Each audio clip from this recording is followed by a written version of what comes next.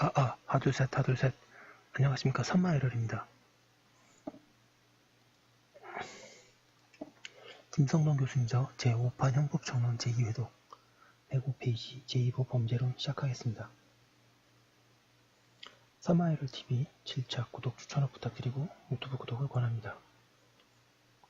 제2부 범죄론은 크게 제1편이 범죄와 범죄론의 기초지식, 제2편이 범죄의 기본 요소, 제3편이 고의, 자기 기소범의 성립요건으로 구성요건이고 책임을 자세히 보고 4편이 미수론, 5편이 과실범론, 결과적 가정범론, 6편이 부작위범론, 7편이 가담 형태론 이렇게 보겠습니다. 106페이지 보겠습니다. 범죄론은 한 사람의 행위자 혹은 여러 사람의 가담자에 의해 행하여진 행위가 특정 범죄를 성립시키는 데 필요한 범죄 성립 요건의 개별 요소들에 관한 형법 규정의 해석론 및 형법 이론이다. 밑줄 치겠습니다. 범죄론은 한 사람의 행위자 혹은 여러 사람의 가담자에 의해 행하여진 행위가 특정 범죄를 성립시키는 데 필요한 범죄 성립 요건의 개별 요소에 관한 형법 규정의 해석론 및 형법 이론이다. 범죄론은 전체적으로 범죄 구성 요건 요소가 범죄 유형별로 달라지는 점에 착안하여 범죄의 성립 요건을 범죄 유형별로 분할하여 설명하는 방식을 취한다. 먼저 범죄 체계론에서는 범죄 성립 요건의 3대 요소인 구성 요건, 위법성, 그리고 책임에 관한 기본적인 내용을 개관하고 범죄의 기본 요소인 행위와 행위의 주체에 관한 논의를 전개한다. 다음으로 가장 기본적인 범죄 유형인 고의에 의한 자기 기소범의 성립 요건을 설명하면서 범죄 구성 요건 요소뿐만 아니라 범죄 성립 배제 사유인 위법성 조각 사유와 책임 조각 사유까지 총괄적으로 다룬 후 특수한 범죄 유형에 해당하는 미수범, 과실범, 결과적 가중범, 부작위범의 고유한 구성 요건 요소를 설명한다. 마지막으로 가담 형태론에서는 한 사람이 범죄를 범한 단독범의 범죄 성립 요건에 관한 지식을 토대로 하여 두 사람 이상이 하나의 범죄에 가담한 경우 가담 형태, 정범과 분범별로 달라지는 구성 요건 요소를 차례로 본다. 107페이지 보겠습니다.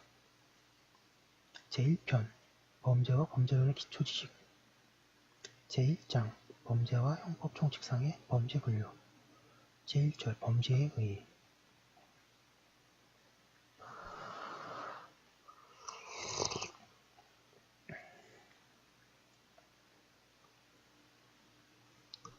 로마자 1번에 범죄의 의미의 형식적 의미의 범죄와 실질적 의미의 범죄 형법이 형벌을 통해 금지하고 있는 행위 유형을 범죄라고 한다면 형식적으로 범죄란 법률에 형벌이라는 법효과가 부과되는 행위라고 말할 수 있다. 그러면 형법은 도대체 어떤 행위에 대해 어떤 이유에서 형벌을 부과하는가라는 의문이 생긴다. 이 의문에 답하기 위해서는 이미 범죄라고 평가받은 기존의 범죄 행위뿐만 아니라 아직 범죄라고 평가받지 않았지만 장차 범죄로 될 소지가 있는 행위가 어떤 속성을 가지고 있는지를 살펴보아야 한다. 범죄란 형법에서 형벌이 부과되어 있는 행위를 말한다는 범죄 개념을 형식적 의미의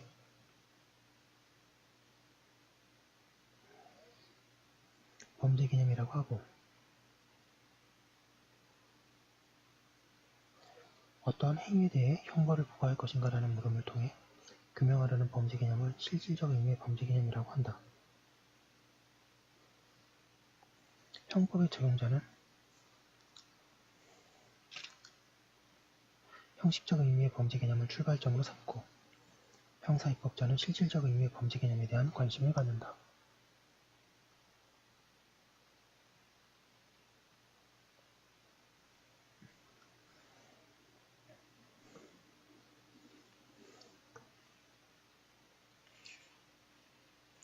로마자 1번의 실질적 의미의 범죄 개념과 범죄의 실질적 내용 1번에 범죄의 실질적 내용과 형사정책적 의미의 범죄 개념 실질적 의미의 범죄 개념은 아직 형벌이 부과되어 있지 않은 행위에 대해 형벌을 부과하여 범죄를 만드는 과정에서 드러나는 개념이다.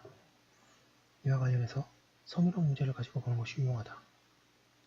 성희롱 문제는 피해 당사자인 여성들의 피해의식과 왜곡된 시각을 가진 남성들의 이중잣대가 만들어낸 여러가지 복잡한 108페이지 문제가 얽혀있다. 그동안 수면위로 드러나지 않았던 성희롱 문제를 본격적으로 다루기 시작한 이래 성희롱에 대해서도 형벌을 부과해야 한다고 줄기차게 주장하는 이론이 있다. 이들의 생각에 의하면 성희롱은 형식적인 의미에서 아직 범죄가 아니지만 장차 범죄로 보아야 할 만큼 비난받아 마땅한 행위라고 한다. 성희롱의 구체적인 피해자 개인이 집단화하고 있고 여기에서 더 보태어 우리 사회 전체가 성희롱의 폐해와 실상의 심각성을 지각한다면 성희롱에 대한 사회의 평가는 달라지게 된다. 구체적인 피해자의 요구가 추상적인 법의 보호막, 특히 가장 강력한 보호막에 해당하는 형법의 교육을 대상으로 되려면 형사입법자의 정책적 결단이 내려져야 한다. 이러한 맥락에서 볼 때 실질적 범죄 개념을 형사정책적 의미의 범죄 개념이라고 부르기도 한다. 이번에 실질적 범죄 개념과 법익 개념, 형사입법자가 형사정책적 결단을 내려 어떤 행위를 범죄화하려면 문제의 행위로 인해 구체적인 피해자가 계속 늘어나 모든 시민이 잠재적인 피해자가 될 단계에 이르러야 한다. 이때 입법자는 피해 내지 손해를 방지하기 위해 그 피해 내지 손해의 반대적인 측면, 즉 그 법률을 통하여 보호되어야 할 가치 내지 이익을 생각하게 된다. 이와 같이 법을 통해 보호해야 할 가치 내지 이익을 법익이라고 부른다.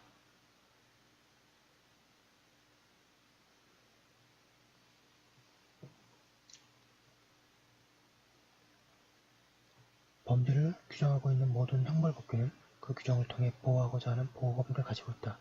예컨대 사람을 살해한 자는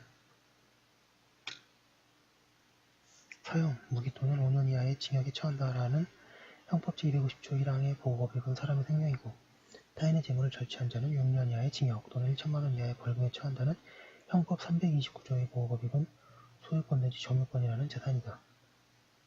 3번에 상대적 범죄 개념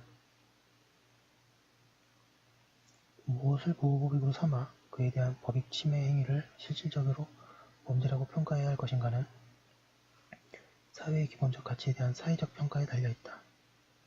그러한 사회적 평가에 뒤이어 입법적 결단이 내려지면 마침내 문제된 가치 내지 이익을 보호해야 할 법익에 포함되고 그 법익 침해에는 범죄가 된다. 이와 관련하여 우리나라 헌법재판소는 어떠한 행위를 범죄로 규정하고 그에 대하여 어떠한 형벌을 과할 것인가 하는 문제는 원칙적으로 우리 입법자가 우리의 역사와 문화, 입법 당시의 시대적 상황과 국민 일반의 가치관 내지 법감정, 범죄의 실태와 죄질 및 보호법익 그리고 범죄 예방 효과 등을 종합적으로 고려하여 결정하여야 할 국가의 입법 정책이라고 관한 사항으로서 광범위한 입법 재량 내지 형성의 자유가 인정되어야 할 분야이다라고 밝히고 있다. 109페이지 헌법재판소의 상대적 범죄 개념 이와 같은 헌법재판소의 결정에는 동그라미 1번 범죄 개념은 시대와 장소를 초월하여 절대적으로 정의될 수 있는 것이 아니며 동그라미 2번에 따라서 범죄 개념은 그 사회의 역사, 문화 혹은 정치적 상황에 따라 가변적이기 때문에 상대적 범죄 개념에서 출발해야 한다는 두 가지 의미가 들어있다. 헌법재판소가 이러한 의미의 상대적 범죄 개념을 수용하였다는 사실은 범죄를 자연법적으로 존재하는 도덕질서, 받아들여야 할 가치질서와 인간의 공동생활을 지배하는 당위 명제에 유리되는 행위로 파악하는 사고방식을 배척하고 있음을 말해준다. 상대적 범죄 개념 내지 실질적 의미의 범죄 개념에 대해서는 형사정책 과목에서 공부하게 된다.